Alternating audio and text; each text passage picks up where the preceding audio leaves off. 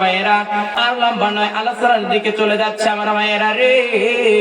যে বিষয়ের উপরে কথা বলতে চাচ্ছি যে আল্লাহ পাক কিয়ামতের মাটি দিয়ে কায়েম হবে, এই শ্রেণীর মহিলাকে আমার আল্লাহ বিনা হিসাবে জাহান্নাম দিয়া দিবে। আমার মারে, যারা আমি গুনাহগারের কথাটুকু শ্রবণ করতেছে আমার মায়েরা গভীর মনোযোগী হয়ে যাও। আল্লাহ পাক কিয়ামতের দিন 6 শ্রেণীর নারীকে বিনা হিসাবে জাহান্নাম দিবে। মাগো, তার মধ্যে প্রথম নাম্বার নারী হলো যারা এই পৃথিবীর জমিনে অর্ধ উলঙ্গে মাথার চুলকে খোলা রেখে চলাফেরা করবে। আমার মারে, এমন নারীকে আমার আল্লাহ বিনা হিসাবে জাহান্নাম দিবে। জোরে বলেন নাউজুবিল্লাহ, নাউজুবিল্লাহ। আমার মায়েরা মাথার চুলকে যদি খোলা রেখে যদি চলাফেরা করো মায়েরা রে, কিয়ামতের দিন আমার আল্লাহ বিনা হিসাবে জাহান্নাম দিবে। এ খালি মাথা খোলা চুলে বাইরে দেও না, হেদা পরে বাইরে যেতে লজ্জা পেও না, ঠিক না? খালি মাথা খোলা চুলে বাইরে যেও না, হেদা পরে বাইরে যেতে লজ্জা পেও না। হেদাবি নিজে দেয় পরিচয় তুমি মুসলমান, হেদাবি নিজে দেয় পরিচয় তুমি মুসলমান। হেদাব তোমার লক্ষ গুণে বাড়াবে সম্মান, হেদাবে তোমার লক্ষ গুণে বাড়াবে সম্মান। এই কপাল টিপর না আর, কপাল যেন সিজদা করে আল্লাহ তাআলা, আর কপাল যেন সিজদা করে আল্লাহ তাআলা। আমার মায়েরা মাথার চুলকে খোলা রেখে যদি বাইরে যাও আমার মায়েরা রে, কিয়ামতের দিন আমার আল্লাহ বিনা হিসাবে জাহান্নাম দিবে। আমার মায়েরা, তিরমিজি শরীফের হাদিসের মধ্যে এসেছে আমার রাসূল বলেছেন যে নারী এই পৃথিবীর জমিনে মাথার চুলকে খোলা রেখে রাস্তাঘাটে চলবে, বাইরে চলবে, আমার রাসূল বলেছেন কিয়ামতের দিন আমার মায়েরা এক একটা করে চুল, এক একটা করে গুনাহ হয়ে যাবে যতগুলো মানুষ দেখবে। এমনকি হাদিসে এসেছে তিরমিজি শরীফের ভিতরে আমার রাসূল বলেছে যে নারী এই পৃথিবীর জমিনে মাথার চুলকে খোলা রেখে চলবে আমার মারে, কবরে এক একটা করে চুল, এক একটা করে বিষধর সাপ হয়ে সেই নারীকে দংশন করবে। জোরে বলেন নাউজুবিল্লাহ, নাউজুবিল্লাহ। আধুনিকা মেয়েগুলো চুলগুলো কেটে রাস্তা দিয়ে চলে ওরা পুরুষের মতো হেঁটে, ঠিক না? আধুনিকা মেয়েগুলো চুলগুলো কেটে রাস্তা দিয়ে চলে ওরা পুরুষের মতো হেঁটে। রাস্তার ধুলা মুখে দিয়া মুখটা বানায় ধলা, রাস্তার ধুলা মুখে দিয়া মুখটা বানায় ধলা। যায় না রে অনুমান করা ফর্সা নাকি কালা, যায় না রে অনুমান করা ফর্সা নাকি কালা, ঠিক না? আমার মায়েরা মাথার চুলকে যদি খোলা রেখে চলাফেরা করো মায়েরা রে, জেনে রাখো কিয়ামতের দিন জান্নাত তো দূরের কথা, জান্নাতের সুঘ্রাণ পর্যন্ত পাবি না। ও মা, মাথার চুলকে হেফাজত করো আমার মায়েরা রে। 2 নাম্বার হচ্ছে, 2 নাম্বার যারা স্বামীকে সম্মান করতে চায় না আমার ভাইরা, যে নারী স্বামীর সম্মান করবে না আমার আল্লাহ কিয়ামতের দিন বিনা হিসাবে সেই নারীকে জাহান্নাম দিবে। এ মায়েরা গভীর মনোযোগী হয়ে যাও। এ মা, তুমি কোন এমপির মেয়ে, তুমি কোন মন্ত্রীর মেয়ে, তুমি কি জানো না আমার নবীর কলিজা টুকরা কনিষ্ঠা মেয়ে হযরতে ফাতেমাতুস সাদিয়া রাদিয়াল্লাহু তাআলা আনহা আমার বারে বিশ্ব নবীর কলিজা টুকরা মেয়ে হযরত আলীর খেদমত করে জান্নাত কামাই করলো। মায়েরা রে, তুমি কোন এমপির মেয়ে, কোন মন্ত্রীর মেয়ে আমার মায়েরা, তুমি কেন স্বামীর খেদমত করবা না? এ মা, স্বামীর খেদমত যদি না করো, স্বামীর খেদমতের উপর যদি তোমার যদি নাকচ থাকে আমার মায়েরা, নিশ্চিত তুমি জেনে রাখো কিয়ামতের দিন তুমি জাহান্নামী হয়ে যাবা। আমার আল্লাহ তোমার সাথে সম্পর্ক বিচ্ছেদ করে গলা ধাক্কা দিয়ে ফেরেশতারা জাহান্নামের মধ্যে পাঠিয়ে দিবে। জোরে বলেন নাউজুবিল্লাহ। আমার মায়েরা, স্বামীর খেদমত করতে হবে।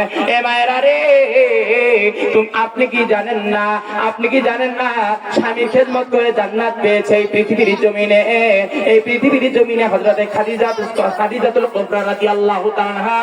এ মায়েরা রে, স্বামীর খেদমত করার কারণে, স্বামীর ভক্তি থাকার কারণে এই খাদিজাকে আমার আল্লাহ শুধু জান্নাত দেন নাই, আমার আল্লাহ আরশ আজিম গায়েবের উপর থেকে এই পৃথিবীর জমিনে এই খাদিজাকে সালাম দিয়েছে, জোরে কন্যা সুবহানাল্লাহ।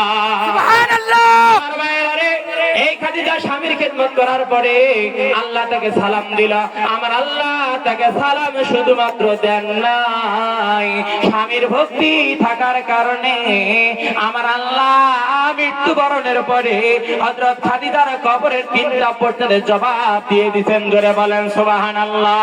সুবহানাল্লাহ। আমার মায়েরা শুধুমাত্র তাই নয়, স্বামীর খেদমত করে জান্নাত কামাই করেছে আমার নবীর স্ত্রী, প্রাণপ্রিয় স্ত্রী হযরত আয়েশা সিদ্দিকা রাদিয়াল্লাহু তাআলা আনহা। আম্মা জান আয়েশা সিদ্দিকা রাদিয়াল্লাহু তাআলা আনহা হাদিসের একজন মুহাদ্দিস ছিলেন। আম্মা জান আয়েশা সিদ্দিকা রাদিয়াল্লাহু তাআলা আনহা উনি রাসূলের থেকে নিয়ে 2210টা হাদিস বর্ণনা করেছেন। আমার মায়েরা, তার মধ্যে অধিকাংশ হাদিসগুলো ছিল নারী জগতের জন্য সেরা। আমার মায়েরা, এই আম্মা জান আয়েশা সিদ্দিকা রাদিয়াল্লাহু তাআলা আনহা স্বামীর খেদমত করে উনি জান্নাত কামাই করলেন। আমার মায়েরা, আমার রাসূলকে আম্মা জান আয়েশা সিদ্দিকা রাদিয়াল্লাহু তাআলা আনহা বলেছেন, ইয়া রাসূলুল্লাহ, ইয়া হাবিবাল্লাহ, আপনি আপনার বিবিদেরকে আপনি আপনার খেদমতগুলো বন্টন করতেছেন ইয়া রাসূলুল্লাহ, ইয়া হাবিবাল্লাহ, কিন্তু নবী গো, আপনি জেনে রাখেন নবী, আপনার দেওয়া খেদমত আমি নেব না, আমি আয়েশার মন যেটা চাই সেইটা আপনাকে দিতে হবে। আমার নবী বলে, আয়েশা রে, তুমি কি এমন আমার কাছে খেদমত চাও? আমার আয়েশা বলেন, নবী গো, আমি আপনার দেওয়া খেদমত নেব না, আমি আপনার কাছে যে খেদমতটা চাই সেইটা দিতে হবে। সেই খেদমতটা হচ্ছে নবী গো, আপনি পৃথিবীর জমিনে যতদিন জীবন দশায় বেঁচে থাকবেন আমি আয়েশা নিজের হাতে আপনাকে গোসল করাবো, এই গোসলের খেদমতটা আমি আয়েশাকে দিতে হবে, জোরে কন্যা সুবহানাল্লাহ। সুবহানাল্লাহ। আমার রাসূল বলে, আয়েশা রে, তুমি আমার কাছে গোসলের খেদমত কেন চাও? গোসলের খেদমতটার মধ্যে আছে কি বলো? আম্মা জান আয়েশা বলেন, নবী গো, অন্যান্য মানুষগুলা গোসল করে, গোসল করার সঙ্গে সঙ্গে অঙ্গ ধৌত করা পানিগুলা অন্যত্র জমিনের মধ্যে বেয়ে চলে যায়, কিন্তু আমি আয়েশা আমার হুজরাখানার ভিতর থেকে আমি নজর করে দেখতে পেরেছি, আপনি যখন গোসল করেন আপনার অঙ্গ ধৌত করা পানিগুলা অন্যত্র বেয়ে চলে যায় না, মাটি চৌচির হয়ে যায়, আপনার গোসলের পানিগুলো মাটির মধ্যে নিচের মধ্যে চলে যায়, মাটি আবার তাপ করে লেগে যায়।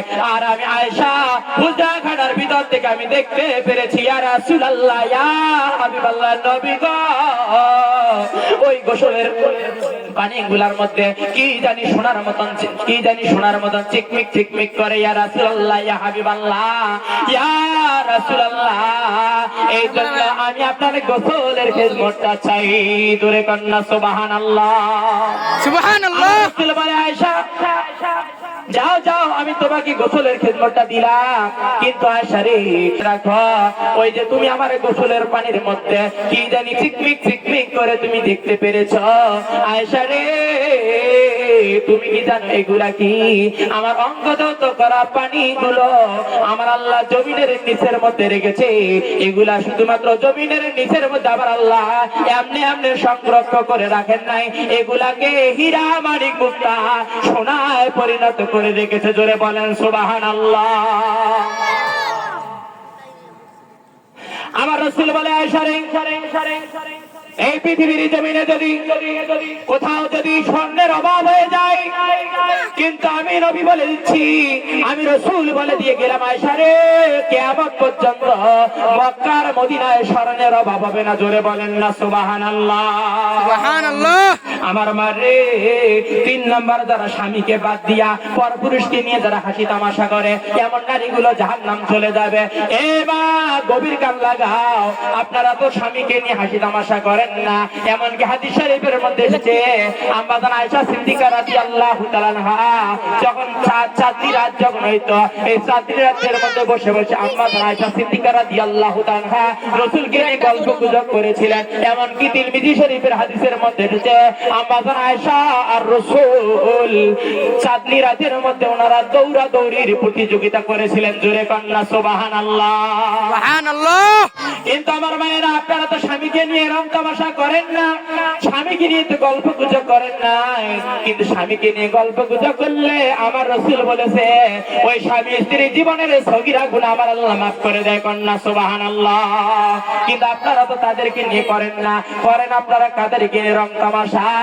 এক হলো দেওর, দুই হলো বউ নাই। কথা বলেন ঠিক না বেঠি? বাটা বুলবুল বাটা বুলবুল বাটা ভরা পান, দুলে ভাই খাও বাটার পান। আরে আহা শয়তান, যাকে একবার দেখলে জীবনের সগীরা গুনাহ মাফ হয়, তাকে সালাম দাও না, তাকে নিয়ে রং তামাশা করো না। কিন্তু বউ নেই আর দেওরকে নিয়ে এই রং তামাশা যদি করো, আল্লাহ আল্লাহর কসম করে বললাম আমার মায়েরা, জাহান্নাম যাওয়া ছাড়া উপায় থাকবে না। কথা বলেন ঠিক না বেঠিক? ঠিক। আল্লাহ পাক কিয়ামতের দিন তোমার নামাজ রোজা পর্দা কুশিতা সব বরবাদ করে দিয়ে জাহান্নামের সার্টিফিকেট দিয়ে দিবে। জোরে বলেন নাউজুবিল্লাহি মিন যালিক। আমার মায়েরা রে, স্বামীকে নিয়ে রং তামাশা করো, পর পুরুষকে নিয়ে করো না। যদি পর পুরুষকে নিয়ে করো মায়েরা, তাহলে জেনে রাখো জাহান্নাম যাওয়া ছাড়া কোনো উপায় থাকবে না। 4 নম্বর মায়েরা, যে নারীগুলো অপবিত্র তাকে পবিত্র হতে অলসতা করে, অর্থাৎ ফরজ গোসলের সময় আমার মায়েরা, যে নারীগুলো ফরজ গোসল করতে চায় না, ফরজ গোসল করতে অলসতা করে, আমার মায়েরা জেনে রাখো রে মা, তাহলে তোমাকে জাহান্নাম যাওয়া ছাড়া কোনো উপায় থাকবে না। 5 নম্বর মারে, যে নারীগুলো মিথ্যা কসম খায়, বারবার মিথ্যা কসম খায়, কিরে কারে, এমন নারীকে আমার আল্লাহ জাহান্নাম দিয়ে দিবে। জোরে বলেন নাউজুবিল্লাহি মিন যালিক। নাউজুবিল্লাহ। 6 নম্বর আছে যারা অন্যের সুখ দেখে যারা সহ্য করতে পারে না, এমন নারীকে আমার আল্লাহ জাহান্নাম দিবে।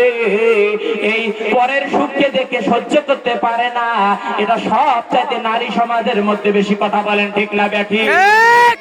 এই নারীদের মধ্যে অনেক নারী আছে, অধিকাংশ প্রায় 99টা নারী আছে 100টার মধ্যে, এরা পরের সুখকে দেখতে পারে না। তাহলে মায়েরা জেনে রাখবি, পরের সুখ দেখে যদি তোমার সহ্য না হয়, তাহলে জাহান্নাম যাওয়া ছাড়া কোনো উপায় থাকবে না।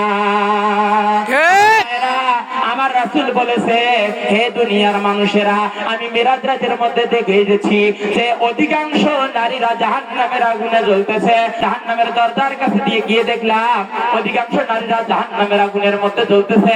আর আমি জান্নাতের দরজার কাছে আমি গেলাম, যা দেখি অধিকাংশ গরীব উম্মত আমার জান্নাতের মধ্যে আছে। জোরে কন্যা সুবহানাল্লাহ।